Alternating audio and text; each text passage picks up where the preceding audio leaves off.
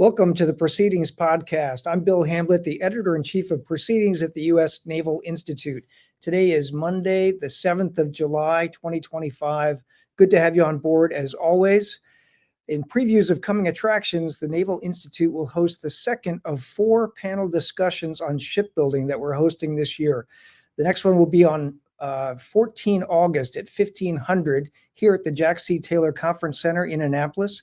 This one is going to be titled Correcting Course, Accelerating Unmanned by Bridging Requirements, Acquisition, and Fleet Integration. It's going to focus on the unmanned side of shipbuilding with reps from the Navy and industry. Should be a great conversation, as all of these will be. Today's episode is brought to you by Booz Allen. Booz Allen delivers outcomes with speed for the nation's most critical defense priorities. Work with solution engineers who use AI, cyber, and quantum to help warfighters collaborate faster with allies and partners from the open seas to the edge of space. Learn more at boozallen.com/defense. All right, my guests today are Marine Corps Lieutenant Colonels, 2 of them, Brian Kerg and Bobby Fowler. They are 2 of the 3 authors of an article in the July issue of Proceedings. It's titled, "The MLR Does Not Equal the Stand-in Force." You can find it in the July issue. It starts on pages 62 and 63, and it's a great article. Guys, welcome to the show. Thanks, Bill. Pleasure to be back. All right, I'm gonna start before we get into the issue of the article and all the stuff that it brings up. Just tell our audience a little bit about yourselves. So I'll start with Brian. What's your MOS? What's your current job? Where are you stationed? And kind of what's going on for you, and then we'll follow that with Bobby. Hey, great. Thanks, Bill. Pleasure to be back as always. And it's a real honor to be here today with Bobby and one of our co-authors who could not be here, Major Anthony Johnson. He's here in spirit for sure, though. So myself, prior enlisted mortarman, commissioned and became a communications officer by primary MOS. Across numerous other billets and additional MOSs, picked up the operational planner gig, which helped inform a lot of some of the thought from our shared experiences in this article. And I'm currently serving as the commanding officer of Marine Wing Communications Squadron 38, Red Lightning. And you're based in Miramar, California, right? And beautiful Marine Corps Air Station, Miramar. No complaints here. Nice place to be. All right, Bobby, tell our audience a little bit about you. Hey, Bill, thank you again for having us on today. Greatly appreciate the opportunity. I'm Lieutenant Colonel Bobby Fowler, currently serving as the Provost Marshal aboard Marine Corps Base Camp Pendleton as part of Marine Corps Installations West. Much like Brian, I'm also a former operational planner. He and I served together in 3 MEFs, and I've got pretty extensive experience with the MLR and with the problem sets that we face in the Pacific as a result of those past experiences. All right, great. All right, let's get to the article. So first question to you, Brian. So the article set out to dispel some misinformation. It starts by saying, if you ask mid-grade Marine leaders, what is the stand-in force? Many will answer incorrectly or at least incompletely, the Marine Littoral Regiment, or MLR. So let's start with some definitions first. So what's the stand-in force? So at the risk of immediately losing the audience, I'm going to draw from a military conceptual document and all the jargon thereunto pertaining. So buckle up. To quote directly from the source, the document titled A Concept for Stand-in Forces, which was published in 2021, stand-in forces are defined as, quote, small but lethal, low signature, mobile, relatively simple to maintain and sustain forces designed to operate across the competition continuum within a contested area as the leading edge of a maritime defense in depth in order to intentionally disrupt the plans of a potential or actual adversary. End quote. So that was a mouthful, right? There's a lot of descriptors in there, but you'll note that the definition was service agnostic and formation agnostic. It was descriptive, but not prescriptive. And so for this conversation, it's important to note that stand-in forces, or SIF, they are not just inclusive of Marine Corps forces, let alone just of the MLR, but also includes any force that meets that definition. So it's not uncommon to hear planners and other folks that work in the space, they may colloquially refer to SIF as being inclusive of Marines, subs, and SOF, or Special Operations Forces. And we're just confusing ourselves more with SIF and SOF, right? But even that catchphrase, it doesn't capture them all. And that'll be a point that we can probably discuss in more detail later on. If I could, I'll high five Bobby in case he has more to add on that point. Okay. Brian, that was a pretty succinct and good definition. Good job pulling it from the textbook, as always. One thing I would also highlight, Bill, just for the viewers and listeners, is the fact that, when we say stand-in forces, oftentimes what folks think is, static, stationary forces, hunkered down, kind of dug in one place. And really, that's not what stand-in forces is at all. They are able to still maneuver, they're still mobile, and they have to be that way in order to persist and survive in what we anticipate to be the future battlefield. Okay, that's great. So now let's talk about the MLR, the Marine Littoral Regiment, which is a fairly new organization within the Marine Corps, and it's getting a lot of articles in our magazine, but also others. So, Bobby, over to you. Just what is an MLR?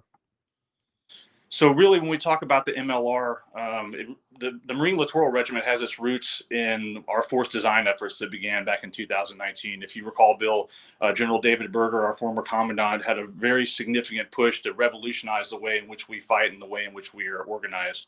And the Marine Littoral Regiment was a key foundational part of that. It is an 06-led regiment with 3 subordinate battalions. One battalion is a littoral combat team. One is a littoral anti-air battalion, and another is a littoral logistics battalion. And really, it's supposed to be a multifaceted organization. It has a host of things that it can do, but a few things that it really stick out in my mind that it does is, one, it contributes to sea denial by providing maritime domain awareness through sensors. Additionally, it provides long-range fires and contributes to the joint force efforts in a distributed environment. Anything else to add, Brian? Yeah, you crush it, Bobby. So one thing I'd highlight is some of the other things that you can do with this, right? So we discussed, sea denial, sea control. Really, that's the formation's bringing some long-range precision fires to engage, say, as an example, enemy ships, as well as some anti-air defense systems to protect friendly forces from enemy strike capabilities. And as you noted, Bobby, these are essential elements of the SIF concept. They'll allow naval expeditionary forces to operate and survive within the operational reach of an enemy's fires. They can hold enemy forces at risk, and they can create opportunity for the rest of the joint force, right? Those standoff forces that will eventually fight their way into the enemy's threat range where the stand-in forces already are. And a good way to cap this off is to I'll take, again, going right to the source. And for this source, I'll read verbatim the mission of one of the MLRs, 3rd Marine Littoral Regiment, as stated right now on its website. Quote, "The Marine Littoral Regiment, as part of the stand-in force, disrupts the adversary in a contested littoral environment through reconnaissance, counter-reconnaissance, and sea denial operations in order to support the maritime campaign." End quote, and I'll stop it right there. Okay, I'm going to ask a question that just popped into my head here. So MLR versus Marine Expeditionary Unit, they are different things, or can parts of an MLR be part of a MU, of a Marine Expeditionary Unit? For our non-Marine listeners here and our non-amphibious Navy listeners, I think this is just an important distinction and question for you guys. Yeah, I'll lead off here. So yeah, a lot of confusion because the word marine and the word littoral sound pretty synonymous. In a sense, it's like Marine Regiment. Is that what we're talking here? But a Marine Littoral Regiment and a Marine Expeditionary Unit are 2 separate and distinct formations. The MLR was an infantry regiment that has been transformed for these littoral capabilities we're describing today. The Marine Expeditionary Unit remains that 06 level MAGTAF with the battalion landing team, a combat logistics battalion, and then reinforced ACE to do the host of missions embarked upon an amphibious ready group that the MU is known for. Bobby, anything further on that point? No, Brian, I think you hit the nail on the head. I would offer that there are elements of certain capabilities that are resident within the Marine Expeditionary Unit that you also find replicated in the MLR. But again, Brian hit the nail on the head. Distinct, separate organizations with entirely different missions. Okay, and we know that a MU is generally based on an amphibious ready group. So you have an ARG-MU combination or a MU-ARG combination, right? So you've got, an LHD, LHA, plus a couple of smaller amphibs with this Marine colonel-led Marine Expeditionary Unit. I think anyone who's been in the Navy for the last, 10, 20, 30, 40 years, right, is very familiar with an ARG-MU. Or call it an amphibious strike group, right? Whereas an MLR, as you pointed, you said MAGTAF when you were talking about expeditionary unit, about a MU, but an MLR is not a MAGTAF, not an organic marine air ground task force, right? That's correct. And so while the MU would be resident and embarked upon an ARG and its primary deployment construct and would have organic air assets that would allow it to move forces, say, from ship to shore or otherwise maneuver around the battle space. The MLR, it doesn't have organic air assault, say, lift. And we go down a whole other rabbit hole of some of the discussion surrounding ship acquisition and the struggles to procure the landing ship medium or the bridging solution of the stern landing vessel, and all the other things that are preventing or rather creating friction in terms of the MLR having a maneuver solution. But even then, again, that would not be organic to the MLR. For the MLR to move, it's going to, should the LSM be procured or another solution, that's a Navy asset. And should it need to move around via air, then it's going to have to reach laterally or up through division to MEF, back down to the Marine Aircraft Wing to pull the air assault assets to move it about the battle space. I may have bloviated on a bit too long, but Bobby, anything further on that point? No, I think you nailed it exactly, Brian. All right. So, Bobby, this question for you. Are there other joint forces that should be considered or are considered stand-in forces? I think we've touched on this a little bit, but I just want to be clear that it's not just Marines that are stand-in forces, correct? Absolutely. In fact, I think when we think about stand-in forces, a potential China conflict is the best way to frame that. And so you have to imagine that if we were to pursue a conflict with China, all the forces that we have in the Western Pacific, west of the international date line, are going to be largely isolated if that conflict begins. And so by nature, all the forces across the joint force, all those different formations and capabilities that are resonant to that region when that kicks off are going to become, by default, stand-in forces. So yes, things like the MBTF, or the Multi-Domain Task Force from the U.S. Army, the 18th Air Wing, that's a Kadena Air Base, all the elements of USARPAC and SOCPAC forces that we have forward at any given time, whether they're permanently based or they're on an episodic or rotational basis, those are all stand-in forces, not just a Marine Corps thing. Gotcha. And I think Brian mentioned Special Operations Forces. So SOF is a big part of this, and also submarines. So Navy submarines at the beginning of a conflict, especially, may be some of the most valuable, most useful assets that can operate inside that enemy weapons engagement zone. So I think that's really important for our listeners to take away, is that when they hear stand-in forces, and you guys have both said this, your article says it, it's not just Marines. It's not just a particular type of Marine or Marine unit. That there's lots of different types of stand-in forces across the joint force. And as you pointed out, Bobby, there's the Navy's got stand-in forces, the Air Force has got some stand-in forces, Marines, of course, obviously, Army as well. So really, really important to know that this term SIF is a joint term. It's not just a Marine Corps term. Let's talk about command and control, because this comes up in the article, and I found it to be one of the most interesting parts of the article, which is that for the Marine Littoral Regiment and some of those capabilities that it brings, and particularly I think here we're talking about the anti-ship missiles, the naval strike missiles that are going to be part of the Nemesis system that an MLR can bring to the fight and put ashore on an atoll, for example, or within an archipelago, and move them around and be part of the anti-ship capability of the joint force. Like how are those going to be commanded and controlled? Who will own the decision, not just own the asset, but also own the decision, the engagement decision matrix that determines what the target is, and then who's going to engage that target. So maybe we start with Bobby on this one. All right, I'll take a swing at it, and then I'll hand it over to Brian, because I know he's got some pretty strong thoughts on this. I'm going to give kind of a vanilla answer up front, Bill. I would say that it kind of depends, right?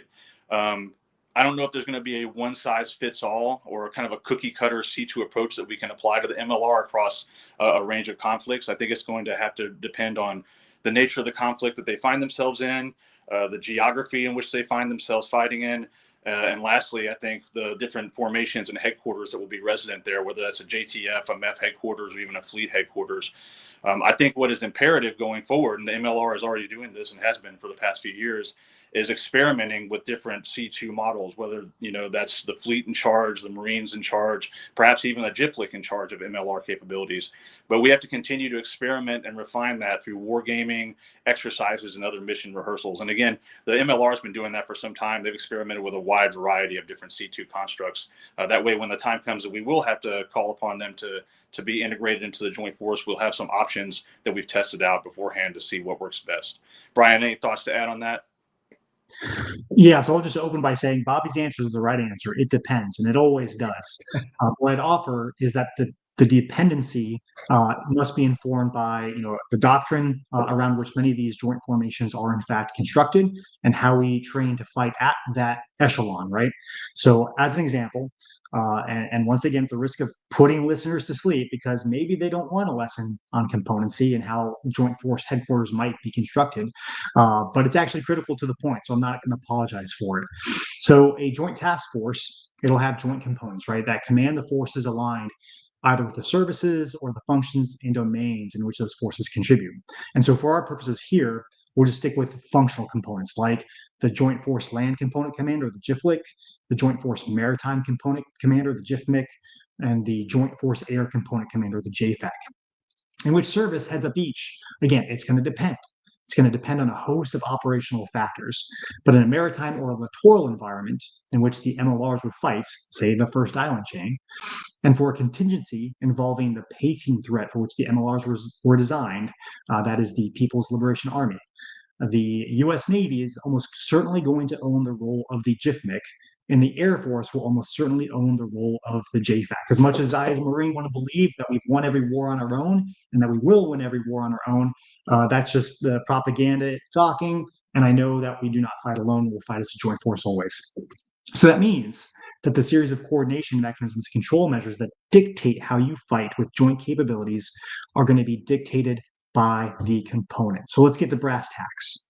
If you're going to fire munitions into the water at an enemy surface combatant, then the JFMC is going to own how that process works. And they could delegate that down to certain levels in other headquarters, but they ultimately are going to be the ones that are going to call the shots on target engagement authority, probably using the Navy's combined warfighting construct, probably belonging to the surface warfare commander, and perhaps operating out of a MOC in some form or fashion. And that's a long way of saying a Navy commander is going to make the call on who shoots what, where, and when, even if the fire system is resident within the Marine Littoral Regiment, if you're shooting at something that floats. And similarly, if you're contributing to air defense, there's another C2 chain or authorities chain that we could draw out that goes up through the JFAC to the Area Air Defense Commander. I won't go into all the details. The article kind of speaks to that a bit more, but there's another chain that you have to be cognizant of if you're shooting something into the air and seeing who's going to control the magazines, preventing target saturation, deconfliction of fire so that there's no fratricide and other things. So the key takeaway is that the things that are resident within the MLR that actually kill big enemy targets, they're going to fall under joint authorities and be controlled by joint agencies. And again, it can be delegated. There's different flavors that they could come out of, but ultimately it's going to start there, and they're going to own it, right? And that actually ties right into the Marine Corps' value proposition of the stand-in force being the quote JTAC of the joint force, which means the joint force has their hands on the wheel. Over. The JTAC of the joint force, so the Joint Tactical Area Controller, right? So in OEF and OIF examples, right, you had a guy or gal, somebody on the ground forward with eyes on target, calling in the weapons, in many cases JDAMs that were coming off of Air Force, Navy, Army aircraft onto enemy emplacements, right? So yeah, it's an interesting point. I want to pull at the thread a little bit more, because what we're really saying here is, under, as you pointed out, we fight as a joint force, right? And so you may have, perhaps a Marine Littoral Regiment puts a Nemesis battery with those naval strike missiles on an island somewhere inside the first island chain, and it's not going to be the young Marine captain out there as much as he or she may want to, pull the trigger and fire one of those Nemesis missiles at a PLA Navy ship in a wartime environment, right? They're not making that decision themselves. That decision to engage an enemy surface combatant, whether it's being done by an Air Force B-1 bomber dropping a long-range air-to-surface missile, or whether it's that Nemesis battery out there on the island it's owned by the Marines, or whether it's a Navy surface ship firing a naval strike missile, that decision is going to be made by the JFMC, the Joint Force Maritime Component Commander that owns the water space, right? So it's interesting, all these different joint forces are providing the weapons, but then the command and control to engage that Navy asset or that surface adversary asset is made by, in this case, the JFMC, or if it's taking out an air asset, it's made by the JFAC, I guess is a point that you're making. Did I get that right? It's been a few years since I retired from active duty, so just want to make sure that. Yeah, Bill, that's a good readback. And what's funny is if you turn back the clock to when all these source documents first dropped, when the 2019 National Defense Strategy said, hey, Marine Corps, focus on China, and then the Commandant rolled out with the 38th Commandant's Planning Guidance, and the first Force Design 2030 document and MLRs were first a thing, or rather naval integration and sea denial and sea control as a Marine Corps mission became a focus of effort. What you just described about the dilemmas, like, is Captain Kerg going to take the shot, or is Corporal Kerg going to take the shot? We chewed on those things, and that required a significant escalation in terms of our own education on joint processes, and exposed, frankly, I can speak for myself, a lot of ignorance. And I think other listeners who worked in the space will probably reflect on their own learning curve as they face that as well. But one thing I will say is, this is not to say that the MLR is something that's going to be C2'd by that joint agency. The MLR commander, for example, he or she still owns the risk as far as the force protection of the forces, where they're going to be, how they're going to move around, the sustainment obligation, all those, the cover, the how to stay concealed, etc. All the other things that are inherent to command will still be the responsible of that formation in ad echelon, down to the battalions, down to the companies or the batteries, down to the fire team. But when it comes to, yes, the potentially operational decision, or if it's the first shot, the strategic decision to sink an enemy ship, to take an enemy aircraft out of the sky, or you name it, that's going to go up those other C2 lines that you read back to me. Bobby, any following thoughts on that point? Not much, Brian. The one thing I would add is that, again, this is something that the MLR has been experimenting with for some time. So you see this same conversation bubble up in every exercise and war game about who is going to have what C2 authorities. And it's going to be interesting over the next couple of years, especially as we have another MLR, 12th MLR, come online to see where that conversation goes as we continue to integrate with the Joint Force. So as it stands right now, there's just one MLR? There's third MLR that's stationed in Hawaii, and then the 12th MLR that's standing up in Okinawa. Over in Okinawa. Okay, so the focus now for these MLRs as they get established is obviously Indo-Pacific. Will there be MLRs on the 2MEF side of the world? Time now will say that there are no plans for that, and there's lots of other whys that we could speculate, but I'll say officially, right now, the only MLRs that are stood up or standing up are 3rd and 12th. There's discussion, and this is confusing. When I say 3rd MLR, I mean the number is 3rd MLR that identifies that unit. 12th MLR is the 2nd MLR that is stood up, and there has been discussion about 4th Marines becoming a 4th MLR. Bobby, any clarification on that? Did I get anything off base?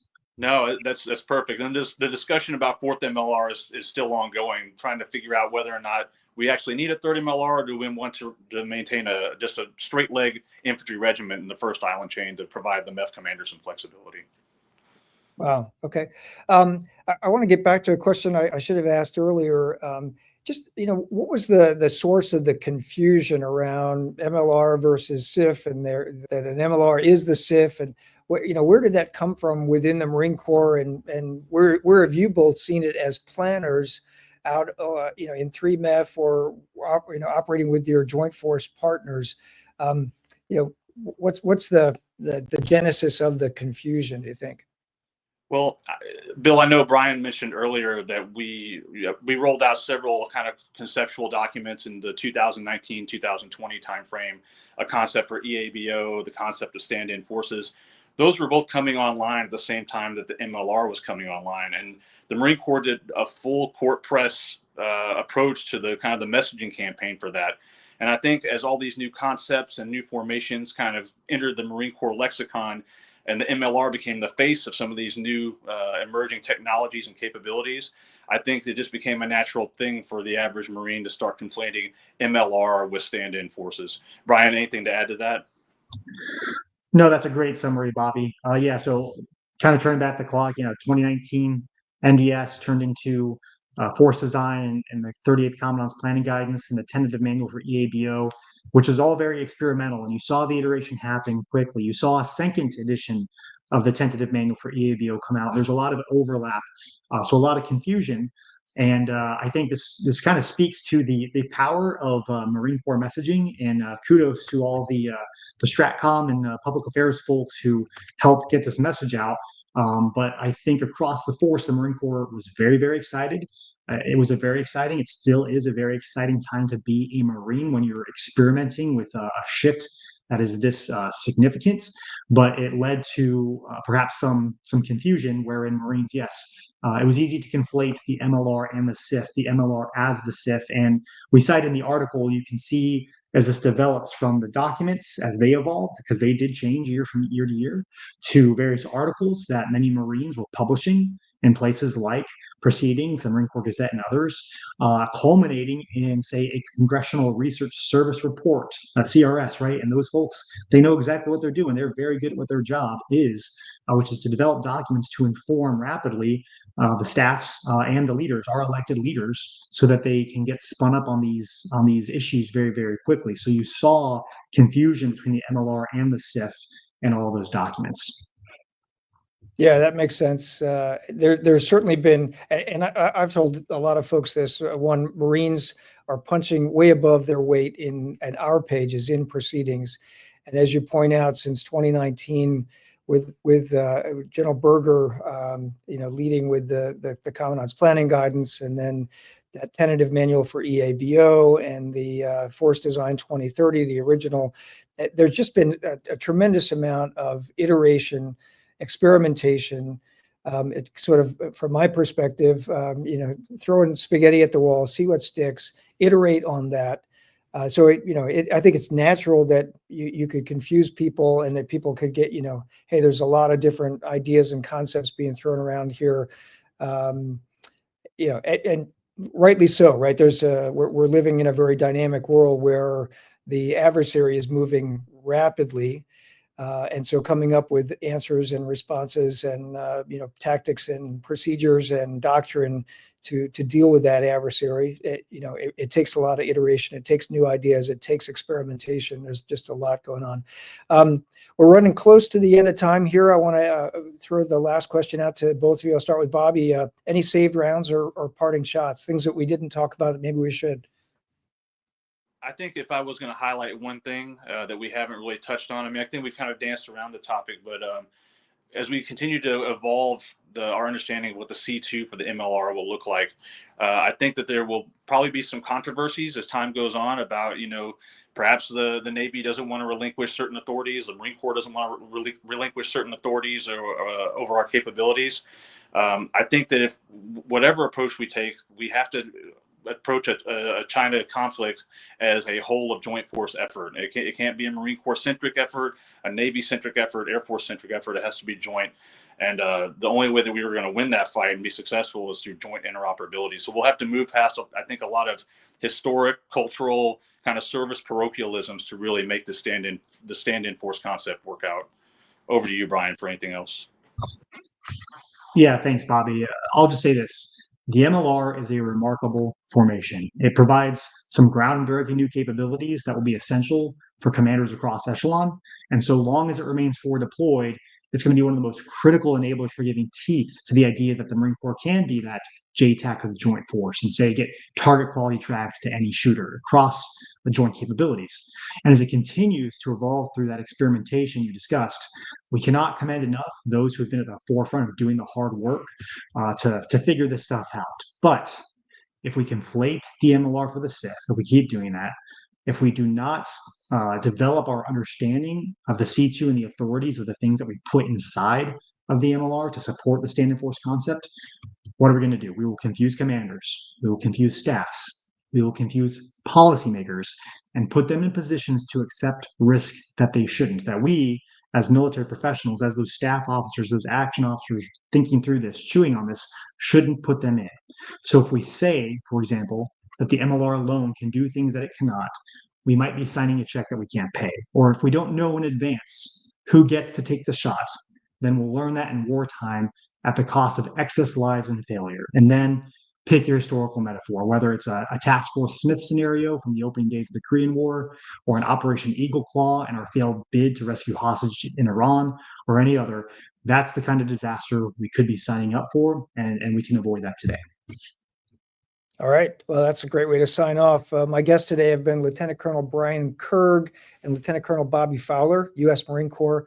Their article with their co-author, Major Anthony Johnson, is titled "The MLR Does Not Equal the Stand-in Force." It's in the July issue. As I said, if you got the print issue at home, it starts on pages 62 and 63. Brian and Bobby, thanks for writing for Proceedings and for being on the show today. Thanks, Bill. Awesome. Thank you. All right. This episode was brought to you by Booz Allen.